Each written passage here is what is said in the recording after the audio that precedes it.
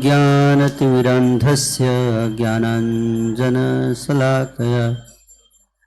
चक्षुरुन्मीलितं येन तस्मै श्रीगुरवे नमः। नमः ॐ विष्णुपादाय कृष्णप्रेष्ठाय भूतले श्रीमते भक्तिवेदान्त स्वामिनिति नामिने। नमस्ते सरस्वते देवे गौरवाणी प्रचारिणे निर्विशेषशून्यवादी पाश्चात्य देशतारिणे। जगतगुरु श्रील प्रभुपाद की जय। श्रील प्रभुपाद जी के जन्म हुआ 1896 ईस्वी में। उस दृष्टि से हम लोग श्रील प्रभुपाद जी का 128वां जन्मदिन मना रहे हैं। 128 ईयर्स।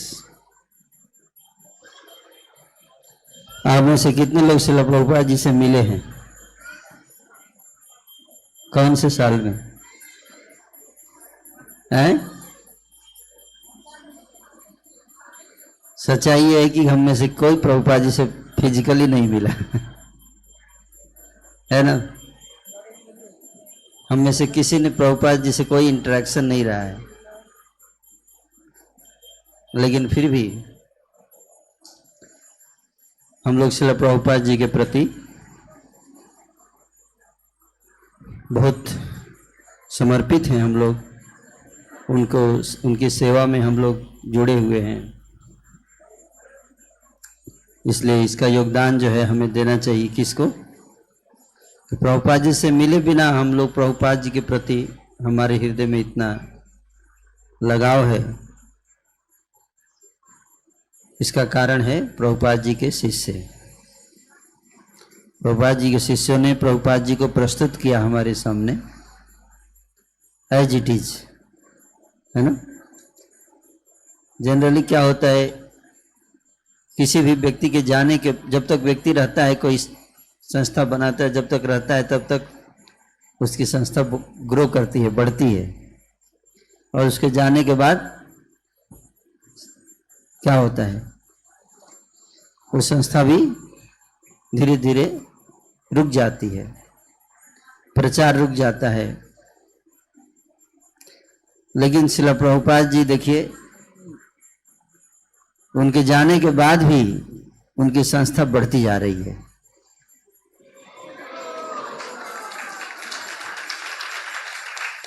जब श्रील प्रभुपाद जी थे उस समय पूरी दुनिया में इस्कॉन के 108 केंद्र थे, और आज के समय में लगभग 800-900 केंद्र हैं।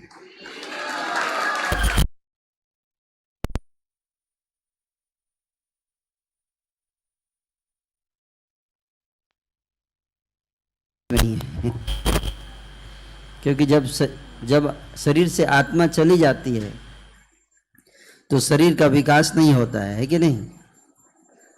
सही बात है। और धीरे धीरे शरीर क्या होता है, सड़ने लगता है, और फिर उसके बाद एक दिन सड़ के समाप्त हो जाता है। लेकिन अगर शरीर सड़ नहीं रहा है बल्कि और बढ़ता जा रहा है और सुंदर होता जा रहा है, इसका मतलब क्या है? इसका मतलब आत्मा छोड़कर गई नहीं है। सही बात है। तो उसी तरह से इस्कॉन जो है वो बढ़ता जा रहा है और सुंदर होता जा रहा है और विकसित होता जा रहा है। इसका मतलब प्रभुपाद जी अभी भी यही हैं,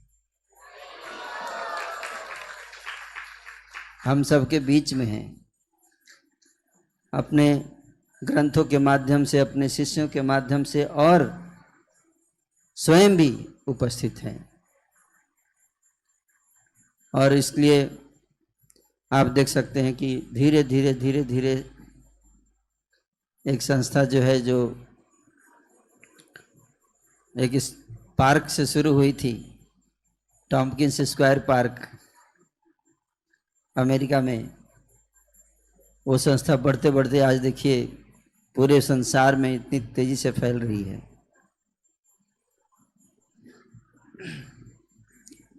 आज जो भी सफलता हम सबको मिल रही है, ये श्रील प्रभुपाद जी की तपस्या का ही फल है। उन्हीं की तपस्या और उन्हीं के समर्पण के कारण श्रील प्रभुपाद जी विशेष शक्ति आवेशित भगवान के भक्त हैं। जैसे नारद जी हैं शक्ति आवेशित अवतार। नारद जी के अंदर विशेष शक्ति दिया भगवान ने, इसलिए उनको अवतार भी कहा जाता है नारद जी को। हालांकि नारद जी भक्त हैं, लेकिन साथ ही साथ उनको भगवान का अवतार भी कहा जाता है। श्रीमद् भागवत में जो 24 अवतारों का वर्णन है, उसमें एक अवतार है नारद जी। तो हालांकि नारद जी भक्त हैं, लेकिन फिर भी उनको भक्ति आवेशित अवतार कहा जाता है, क्योंकि उनको विशेष शक्ति दिया भगवान ने, जिससे वो पतित और बद्ध जीवात्माओं के अंदर शुद्ध भक्ति का प्रचार कर सके। उसी तरह से श्रील प्रभुपाद जी जो हैं वो शक्ति आवेशित व्यक्तित्व हैं, अवतार कह सकते हैं हम एक तरह से। जो भगवान ने अपनी शक्ति दी है प्रभुपाद जी को, विशेष शक्ति है, जिसके द्वारा प्रभुपाद जी ने क्या किया, मलेच्छों के अंदर, हिप्पी लोगों के अंदर भी कृष्ण भक्ति का संचार कर दिया। यह सबके लिए अब हम लोग प्रचार करते हैं तो कितने जो लोग जुड़ रहे हैं। कोई एक छोटा बच्चा भी प्रीचिंग कर रहा है आजकल, है कि नहीं? एक छोटा बच्चा भी 50-60 भक्त बना देता है ना। लेकिन आप देखो, एक ऐसा समय था, यही भारतवर्ष था, जब यहाँ तक कि महान भक्त लोग भी प्रचार नहीं कर पा रहे थे। नारद जी तक हार गए, थक के हार के चले गए। नारद जी भी प्रचार नहीं कर पा रहे थे। सबसे पहले प्रीचिंग की जिम्मेदारी दी गई नारद जी को, उनको भेजा गया, लेकिन नारद जी चले गए हार कर, एक भी भक्त नहीं बना पाए। चैतन्य मंगल में इसका वर्णन है। नारद जी आए पृथ्वी पर प्रचार करने, लेकिन एक भी भक्त नहीं बना पाए। तब थक के हार के निराश होकर हताश होकर द्वारका गए। द्वारका में भगवान श्री कृष्ण से प्रार्थना किए। तब भगवान श्री कृष्ण ने कहा कि नारद तुम चिंता मत करो, अभी तुम्हारे प्रीचिंग से कुछ नहीं होने वाला है, एक भी भक्त नहीं बनेगा। बोला प्रभु मैं तो बहुत सारे भक्त बना चुका हूँ पिछले युगों में। डाकू को भक्त बना दिया, शिकारी को भक्त बना दिया, जो रोज पशुओं की हत्या करता था। मैंने वाल्मीकि रत्नाकर को वाल्मीकि बना दिया, लेकिन अब वही नारद हूँ मैं, लेकिन अभी कुछ कोई प्रभाव ही नहीं पड़ रहा है मेरी प्रीचिंग का। तो भगवान श्री कृष्ण ने कहा कि अभी प्रभाव नहीं पड़ेगा। बोले क्यों? बोले मैं पहले आऊँगा और मैं प्रीचिंग शुरू करूँगा, और उसके बाद फिर प्रचार होना शुरू होगा। फिर बच्चा भी प्रचार करेगा। इसलिए श्री चैतन्य महाप्रभु जी की कृपा से, किसी कृपा से? श्री चैतन्य महाप्रभु जी की कृपा से, है ना। और फिर श्री चैतन्य महाप्रभु ने बहुत प्रचार किया, बहुत प्रचार किया, यहां तक कि पशुओं को भी नचा दिया। लेकिन चैतन्य महाप्रभु जी के जाने के बाद गौड़ीय संप्रदाय फिर से दोबारा गर्त में चला गया, फिर से नष्ट हो गया। गौड़ीय संप्रदाय, श्री चैतन्य महाप्रभु का ये जो आंदोलन है कृष्ण भक्ति, ये लुप्त हो गया धीरे धीरे। तो फिर श्रील भक्ति विनोद ठाकुर जी का अवतार हुआ, और श्रील भक्ति विनोद ठाकुर जी जिनको सप्तम गोस्वामी कहते हैं, उन्होंने फिर से कृष्ण भक्ति को पुनर्जागृत किया। चैतन्य चरितामृत और श्रीमद् भागवत आदि ग्रंथों की रचना की। और श्री भक्ति विनोद ठाकुर जी ने भविष्यवाणी किया कि बहुत जल्द एक ऐसा व्यक्तित्व प्रकट होगा जो पूरे पृथ्वी में श्री कृष्ण चैतन्य महाप्रभु के संदेश को फैलाएगा।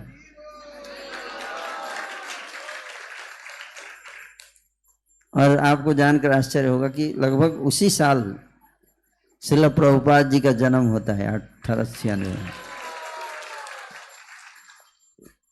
उसी वर्ष। और श्रील प्रभुपाद जी 1896 से 1922 26 साल की उम्र तक, हालांकि इनके पिताजी बहुत ही उच्च कोटि के भक्त थे,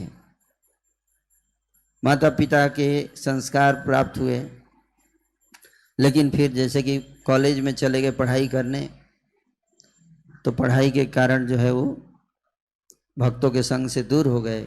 लेकिन जब 26 साल के थे श्रील प्रभुपाद जी, उस समय तक उनका विवाहित जीवन प्रारंभ हो गया था। उस समय पहली बार 1922 में कलकत्ता में अपने श्री गुरु भक्ति सिद्धांत सरस्वती ठाकुर जी से मिलते हैं, और पहले मिलन में ही गुरु जी ने पहचान लिया अपने शिष्य को कि मेरा शिष्य है, इससे मेरा जन्म जन्मांतर का संबंध है। और पहली मुलाकात में आदेश दिया कि तुम ले जाओ इस चैतन्य महाप्रभु के संदेश को, पूरे संसार में फैलाओ इसको। भक्ति सिद्धांत ठाकुर ने बहुत लोगों को ये आदेश दिया, बहुत सारे शिष्य थे, सब एक से बढ़ के एक महान विद्वान महान भक्त थे। भक्ति सिद्धांत ठाकुर के शिष्यों में बहुत महान भक्त हुए हैं। भक्ति सिद्धांत सरस्वती ठाकुर जी पारस मणि की तरह है, जिसको स्पर्श कर देते थे वो महान संत हो जाता था, है ना। लेकिन उन समस्त शिष्यों में विशेष कृपा उन्होंने दिया श्रील प्रभुपाद जी का। इसलिए श्रील प्रभुपाद जी कहते हैं, श्री सिद्धांत सरस्वती सची सुत प्रियति कृष्ण सेवाय जार तुलनाई, सही से महांत गुरु जगतेर मध्य उरु कृष्ण भक्ति दे ठाई ठाई। मेरे गुरु महाराज के समान कोई नहीं है भगवान की सेवा करने में। और मेरे गुरु महाराज की बहुत ही बलवती इच्छा थी, तार इच्छा बलवान पास जाते थे, ठान ठान हो जाते गंगरांगेर नाम। पृथ्वी ते नगर आदि आज समुद्र नद नदी सकलई लय कृष्ण नाम। मेरे गुरु महाराज की बहुत ही बलवती इच्छा थी। क्या इच्छा थी बताइए? तार इच्छा बलवान कि पाश्चात्य जगत में चप्पे चप्पे पर हरि नाम संकीर्तन होगा। पास आते थे ठान ठान हो जाते गौरांग नाम, गौरांग महाप्रभु का नाम होगा, हरि बोल गौरांगा। पृथ्वी ते नगर आदि, पृथ्वी के जितने नगर और गांव हैं, आज समुद्र, यहां तक कि समुद्र के बीच में भी हरि नाम होगा। आज समुद्र, नद नदी, नाले के अंदर भी हरि नाम होगा, और नदी के अंदर भी हरि नाम होगा। नद नदी, आज समुद्र, नद नदी, सकल लय कृष्ण नाम, हर जगह हरि नाम होगा।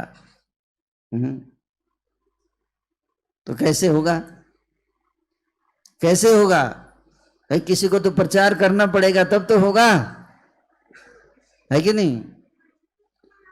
तो भक्ति सिद्धांत सरस्वती ठाकुर जी, प्रभुपाद जी जब वैवाहिक जीवन में थे, बहुत उनको भक्ति सिद्धांत ठाकुर ने कहा था कि आप जब भी आपको मौका मिले, आप श्री कृष्ण चैतन्य महाप्रभु के संदेश को प्रचार कीजिएगा।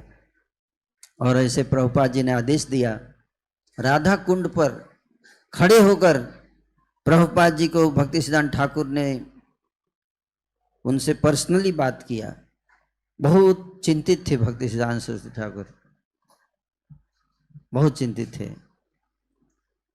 प्रभुपाद जी से बोले कि मैं बहुत चिंतित हूँ। किससे चिंतित हूँ? मेरे गौड़ीय मठ से चिंतित हूँ। मैंने गौड़ीय मठ की स्थापना की, जैसे शिला प्रभुपाद जी ने इस्कॉन की स्थापना की, वैसे ही भक्ति सिद्धांत सरस्वती ठाकुर ने किसकी स्थापना की? गौड़ीय मठ की।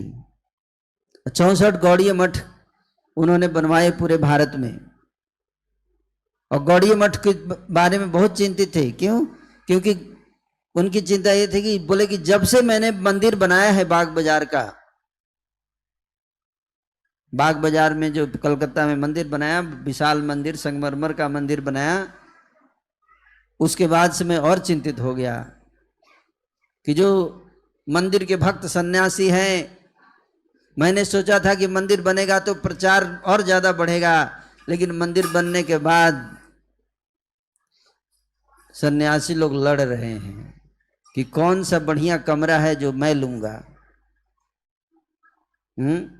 इसलिए मैं बहुत चिंतित हूं।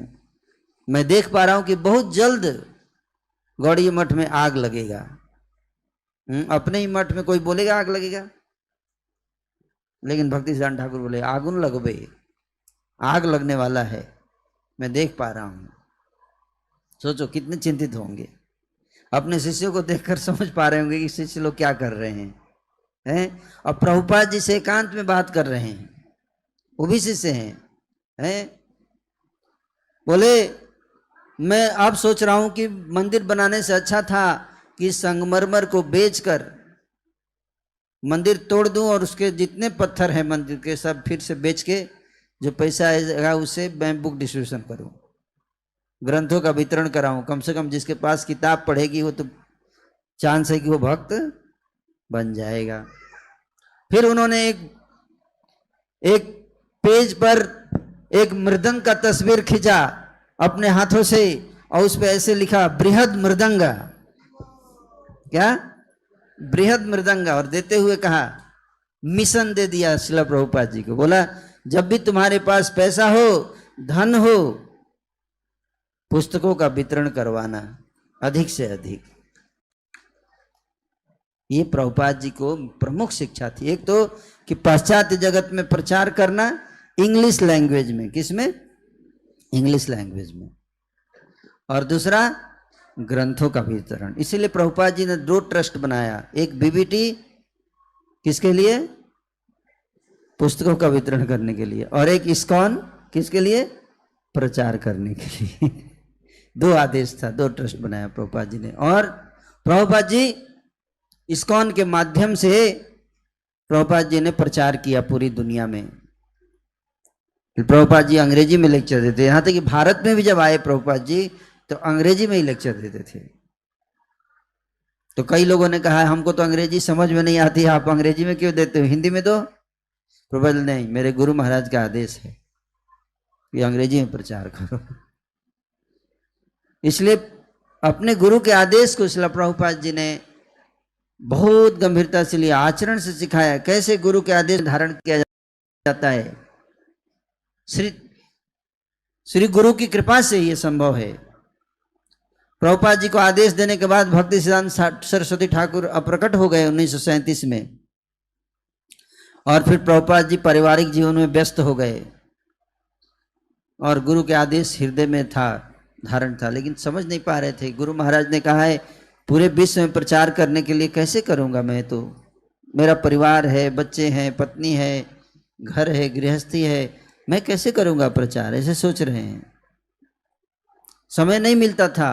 तो 1944 में back to godhead magazine Prabhupada ji ने पब्लिश करना शुरू किया, खुद बांटते थे, जितना भी पैसा हो पाता था करते थे, लेकिन इस प्रकार से कर रहे थे प्रभुपाद जी। लेकिन उसके बाद लगभग 1946 के लगभग में श्रील प्रभुपाद जी के सपने में भक्ति सिद्धांत ठाकुर जी आए, प्रकट हुए। सपने में बोले सन्यास लो, अभय चरण सन्यास लो। कोई अचानक सपने में गुरु जी आके ऐसे बोले, कैसा लगेगा गृहस्थ व्यक्ति को। रात के 12-1 बजे तुरंत उठ गए। गुरु महाराज सपने में आए, बोल रहे हैं सन्यास लेने के लिए, क्या करूं। आधी रात को गए, न गौड़ीय मठ बगल में था, वहां पे भक्ति रक्षक श्रीधर महाराज थे जो प्रभुपाद जी जिनसे गाइडेंस लेते थे, उस समय सन्यासी थे वो। उनका दरवाजा रात में ही 1 बजे खटखटाए। वो सोचे कौन आ गया रात को, आधी रात को। दरवाजा खोले, देखे अभय चरण, प्रभुपाद जी का दीक्षा का नाम था अभय चरण। तो जब दरवाजा खोले तो बोले क्या हुआ, इतनी रात को कैसे आए। बोले मैं गुरु महाराज सपने में आए थे, बोले सन्यास लो। भक्ति रक्षक श्रीधर महाराज बोले अरे सपना है, इसको इतना सीरियस मत लो, जाओ जाओ, तुम्हारा परिवार है, सब मंदिर के बगल में रहते हैं, हैं, सन्यास लोगे वो नाराज हो जाएंगे, मंदिर के खिलाफ केस कर देंगे। नहीं नहीं, घर पे रहो, गृहस्थी पे रहो, प्रचार घर पे ही रह के जितना करना है करो।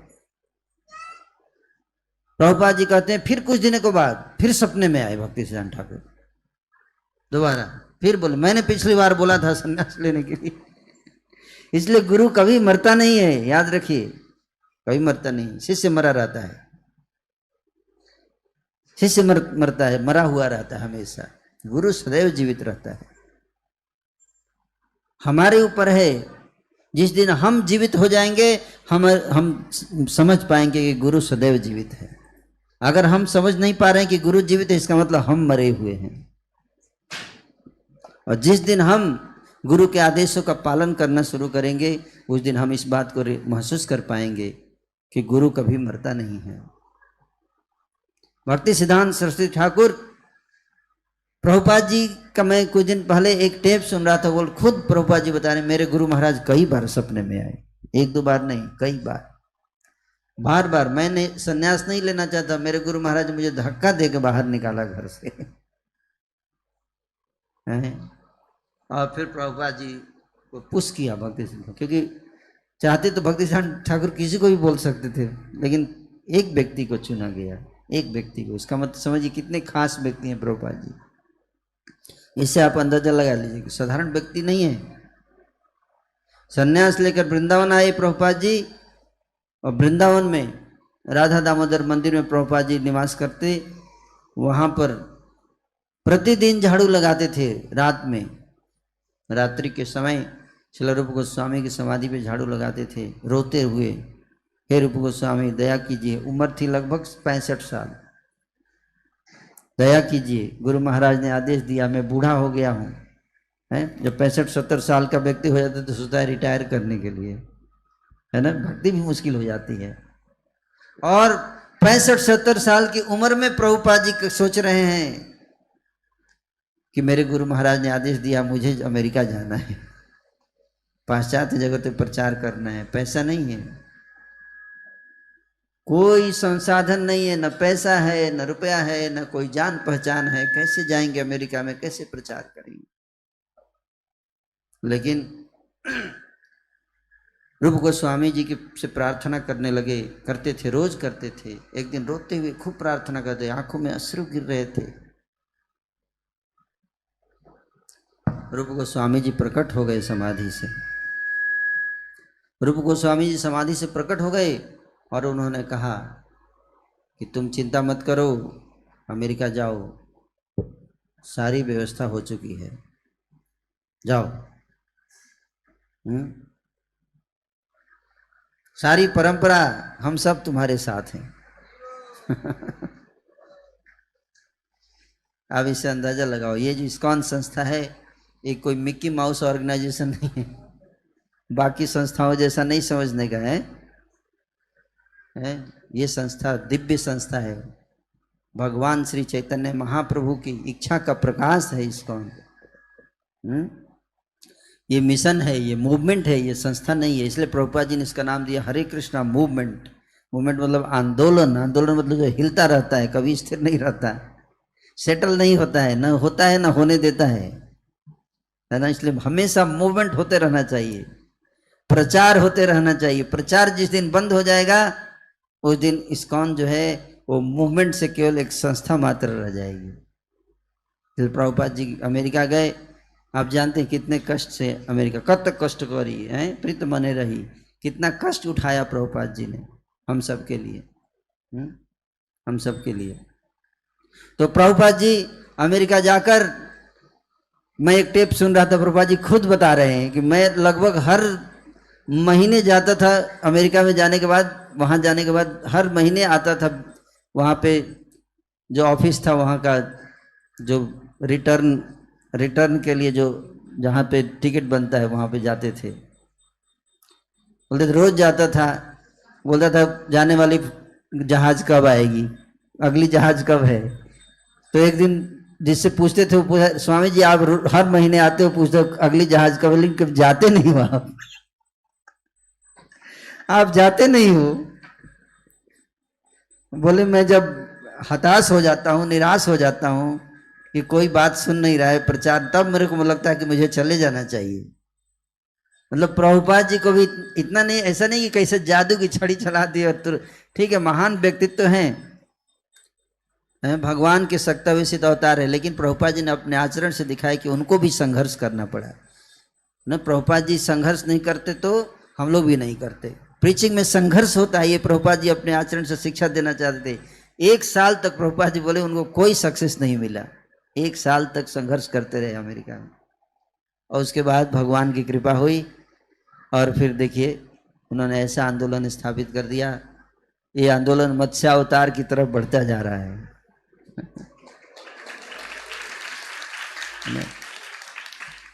गुरु महाराज ने जिम्मेदारी दी थी मुझे गाजियाबाद सेंटर की, और हम लोग लगभग 2011 या 12 के समय मैं यहाँ प्रीचिंग की जिम्मेदारी संभाला था। श्रील प्रभुपाद जी से मैंने प्रॉमिस किया था कि इस मंदिर को आपके सपनों का मंदिर बनाना है, और हम जब भी मीटिंग करते हैं मैं यही बोलता हूँ कि इसको प्रभुपाद जी के सपनों का मंदिर बनाना है। बनाना चाहते हैं आप सब? आप देखो, आप सब भक्तों के प्रयास से यहाँ पे प्रचार इतना अच्छा बढ़ रहा है गाजियाबाद में। श्रील प्रभुपाद जी बहुत प्रसन्न है, उनकी बहुत कृपा किया उन्होंने ना। श्रील प्रभुपाद जी हमेशा कृपा देने के लिए तैयार रहते हैं, हमें लेने के लिए तैयार रहना पड़ेगा। इतना कृपा कि आप देखिए यहाँ से गाजियाबाद से अभी पूरे पश्चिमी उत्तर प्रदेश में प्रचार बढ़ गया। पश्चिमी उत्तर प्रदेश के लगभग 26 जिलों में से मान के चलिए कि लगभग 22 जिलों में सेंटर खुल चुके हैं,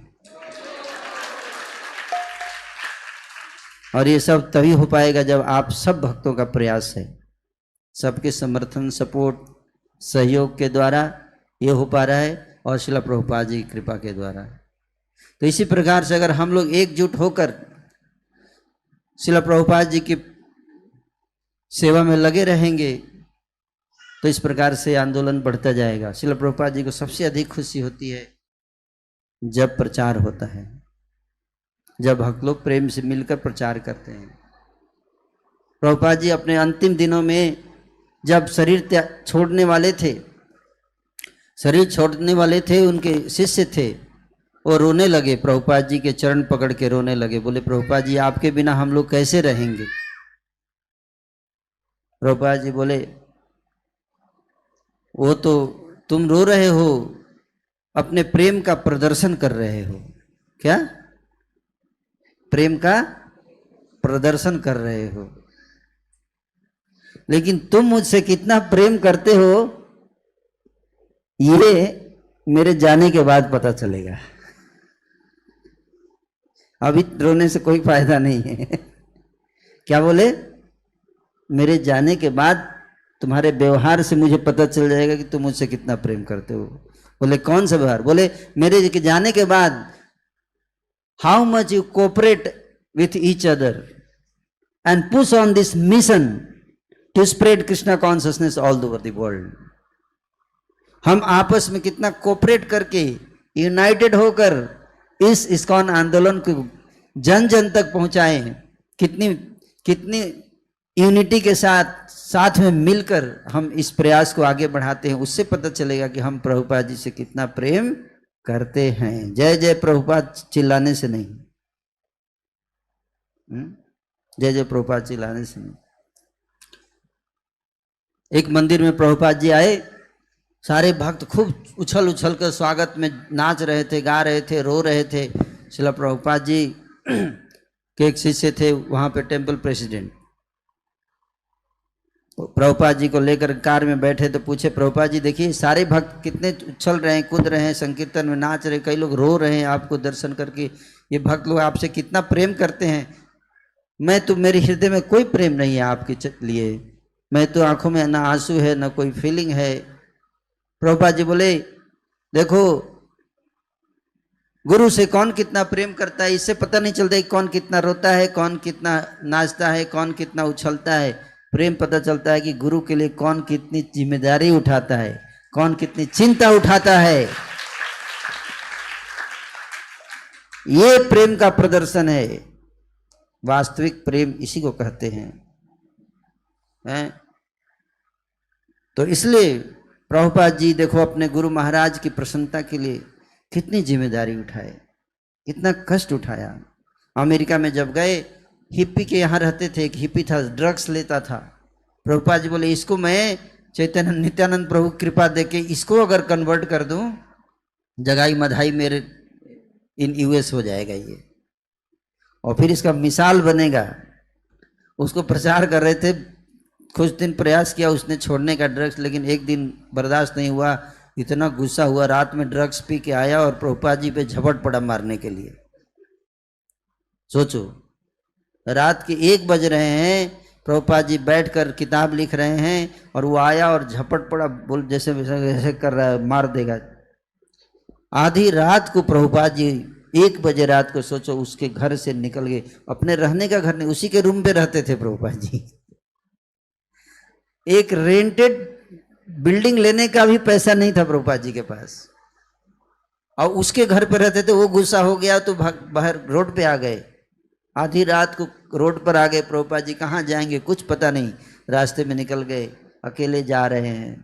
फोन बूथ पे जाके वहाँ से फ़ोन किया एक दूसरे भक्त को, वो भी अमेरिका का ही डिवोटी था, नया था, कोई बहुत सीरियस लोग नहीं थे उस समय। उसके घर कुछ दिन रहे, उसकी वाइफ इतना परेशान करती थी, ये स्वामी आके बैठ गया हमारे घर पे, हमारी प्राइवेसी में इंटरफेयर कर रहा है। बहुत परेशान हुआ प्रभुपाद जी को, बहुत स्ट्रगल हुआ है। अगर उतना स्ट्रगल हम सब भक्त उठा लें, उसका कुछ % भी उठा ले, तो अगले 5 साल में पूरा विश्व भक्त कृष्णा कॉन्शियस हो जाएगा। प्रभुपाद जी ने जितना स्ट्रगल किया, और हमको उतना नहीं करना है। हमारे पास तो देखो इतनी फैसिलिटी है, बिना फैसिलिटी के प्रभुपाद ने 10 साल में इतना किया, इतनी फैसिलिटी, इतने भक्त, इतना के बाद हम कितना तेजी से प्रचार कर सकते हैं। प्रभुपाद जी बहुत प्रसन्न होंगे अगर हम लोग प्रचार करेंगे। प्रभुपाद जी चाहते, उनकी इच्छा थी कि सब प्रचार करें, जल्दी से जल्दी हम कृष्ण भावनामृत को फैलाएं।